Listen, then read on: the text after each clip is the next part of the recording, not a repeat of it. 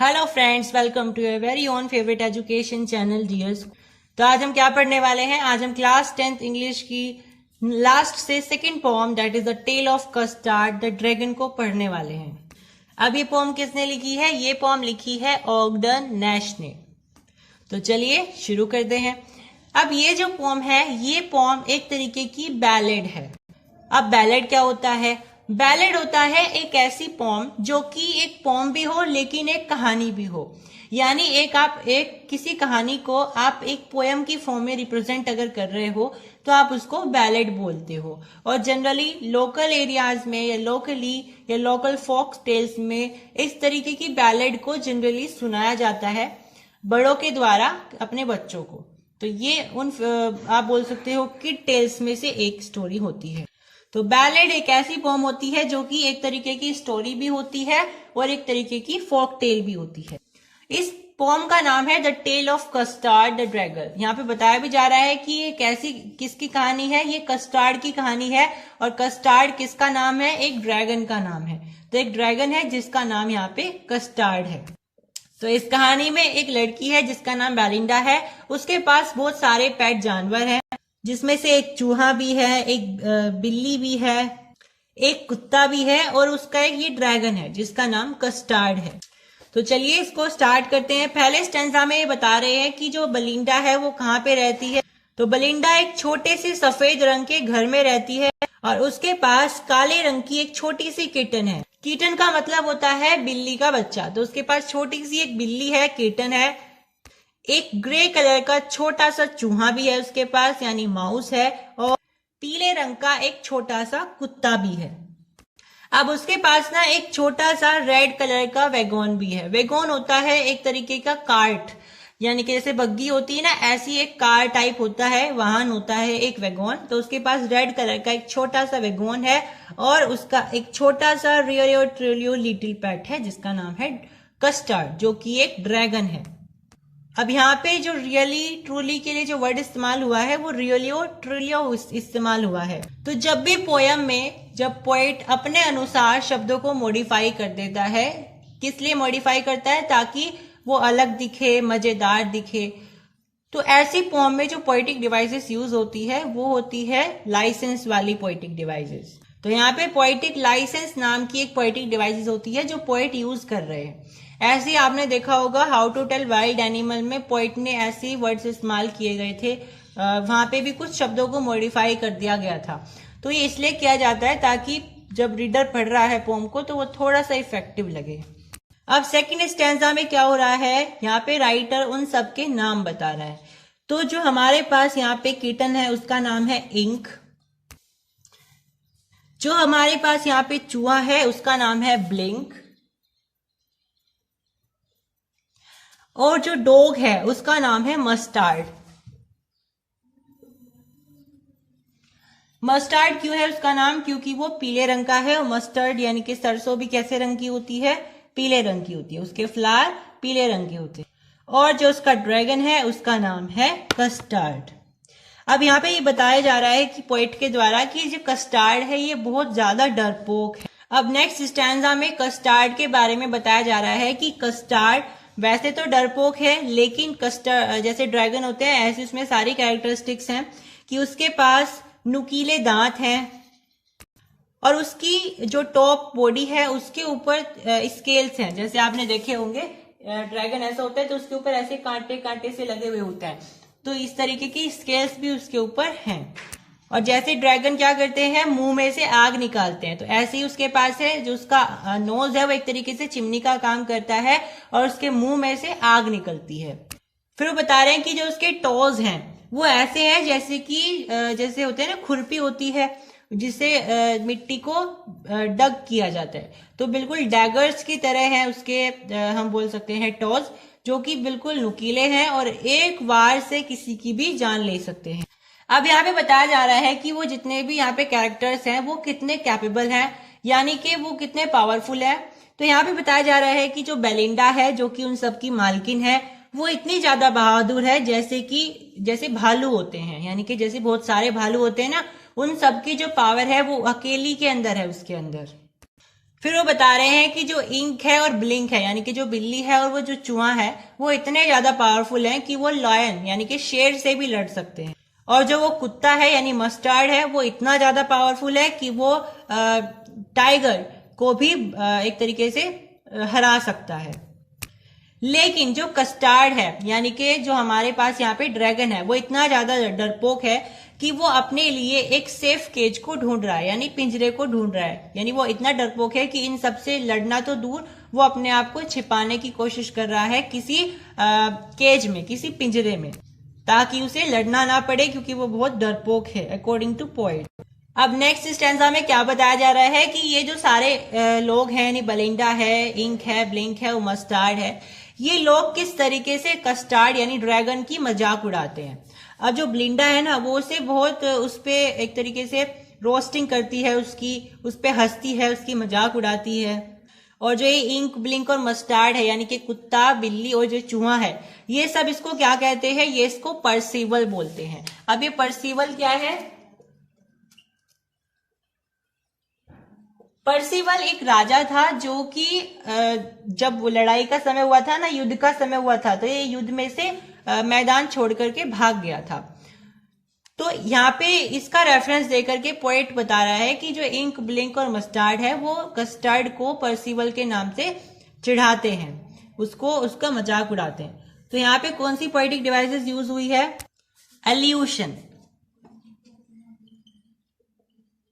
यानी जब भी हम किसी राइटिंग पीस में किसी दूसरी फेमस राइटिंग पीस के किसी कैरेक्टर को इन्वॉल्वमेंट दे देते हैं, यानी कि अगर हम कोई राइटिंग पीस लिख रहे हैं उसमें हम किसी फेमस कैरेक्टर का नाम दे देते हैं जो कि हमने नहीं बनाया है, तो हम उसको एल्यूशन बोलते हैं। जैसे कि आपकी पोम थी अमेंडा, अमेंडा में रपंजल का एक तरीके से रेफरेंस लिया गया था, तो वो एक फेमस कैरेक्टर है, तो वहां पर भी एल्यूशन इस्तेमाल किया गया था।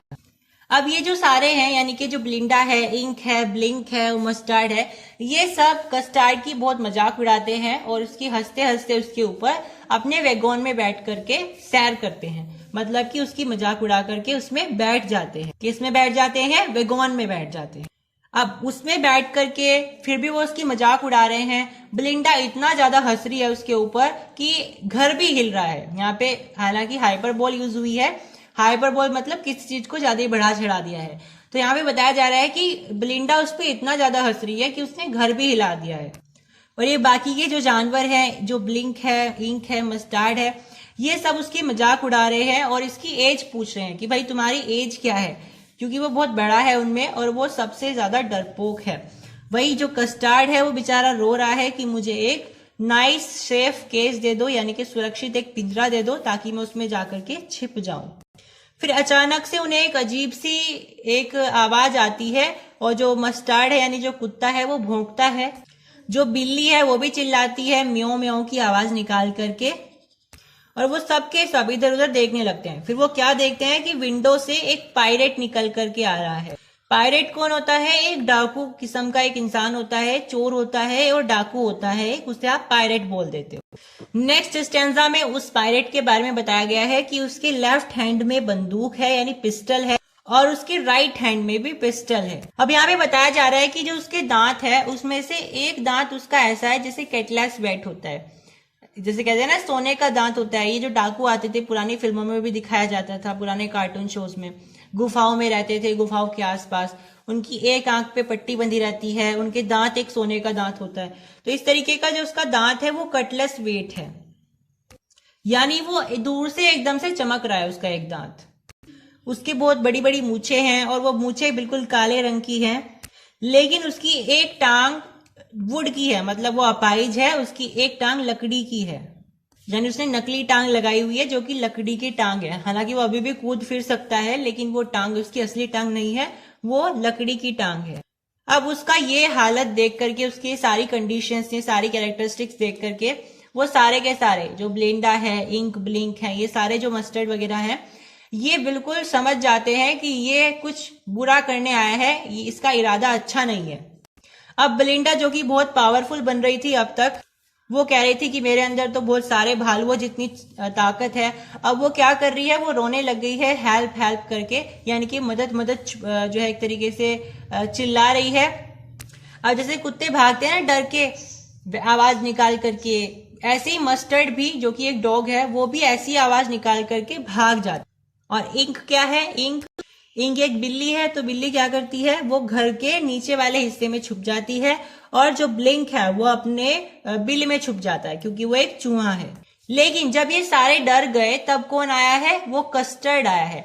अब वो कस्टर्ड जैसे ही आया, उसके जो मुंह में से फायर निकल रही है, उसके मुंह में से आग निकल रही है, वो एकदम से डरा देने वाला है। उसका जो फिगर है अब, और वो बहुत डरा देने वाले एक फिगर की तरह वहां पे निकल करके आया है। उसकी जो पूंछ है वो बहुत बुरी तरीके से, बहुत डरावने तरीके से मूव कर रही है, वो बहुत बुरी बुरी डरावनी आवाजें निकाल रहा है।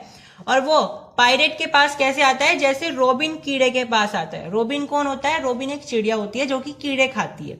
तो चिड़िया बहुत बड़ी है in comparison to the size of the worm. तो इस तरीके से ही जो कस्टर्ड है वो बहुत बड़ा है। किसके साइज के कंपैरिजन में? उस पायरेट के साइज। तो जैसे ही वो उसके पास आता है, ऐसे लग रहा है जैसे रोबिन किसके पास आ गया हो? वर्म के पास।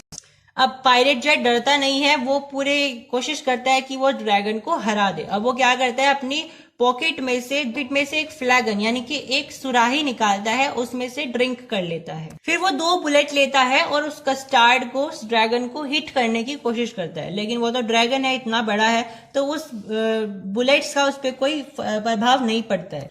और फिर कस्टर्ड क्या कर देता है, उस पूरे के पूरे डाकू को, पायरेट को 1 सेकेंड में इंस्टेंटली उसको निगल लेता है। अब वो मर गया है तो क्या होता है, फिर ब्लिंडा निकल करके आती है। ब्लिंडा उसको बहुत ज्यादा लाड़ प्यार करती है कस्टर्ड को। जो मस्टर्ड है, जो कि एक डॉग है, वो कस्टर्ड को चाटने लगता है। और कोई भी दुखी नहीं था किसके ऊपर, कि वो जो पायरेट है वो मर गया, क्योंकि उन्हें तो बहुत खुशी हो रही थी कि वो मर गया, क्योंकि वो तो सब डर गए थे उसके आने से। और जो बिल्ली है और जो चूहा है ना, वो गोल घेरा बना बना करके बहुत खुशी से नाच रहे हैं, घूम रहे हैं। लेकिन फिर अचानक से ना वो एकदम से खड़े हो जाते हैं कि अच्छा तुमने उसे मार दिया। लेकिन फिर क्या कौन कहता है, डॉग जो मस्टर्ड है वो कहता है कि मैं तो तुमसे 2 गुना बहादुर हूँ। फिर जो इंक और ब्लिंक है वो कहते हैं कि हम तो तुमसे 3 गुना बहादुर हैं। फिर बेचारा कस्टर्ड क्या कहता है, हाँ हाँ तुम बिल्कुल मुझसे बहादुर हो, तुम 3 गुना बहादुर हो, तुम 2 गुना बहादुर हो, मैं तुमसे बिल्कुल एग्री करता हूँ। और फिर से वो ऐसे ही रहने लग जाते हैं। ब्लिंडा उसी छोटे से घर में रह रही है, उसके सारे पेट्स हैं। और अभी भी जो कस्टर्ड है वो रो रहा है कि मुझे थोड़ा सा सेफ केस दे दो, यानी कि मुझे एक सुरक्षित सा एक पिंजरा दे दो ताकि मैं अपनी जान बचा सकूं। अब ये जो पोम है ये हमें क्या बताना चाह रही है कि कुछ लोग ऐसे होते हैं जो कि बढ़ चढ़ के बातें नहीं करते हैं, लेकिन समय आने पर वो अब क्या कर सकते हैं वो उसको प्रूफ करके दिखाते हैं। जैसे यहाँ पे कस्टर्ड है, वो पहले तो ऐसे दिखा रहा है जैसे वो बहुत ज्यादा डरपोक हो, उस पर कुछ नहीं आता है। लेकिन जैसी मुसीबत आई उसने उन सबकी मदद करी जो बढ़ चढ़ के पहले अपनी झूठी बुराइयां, झूठी तारीफें कर रहे थे।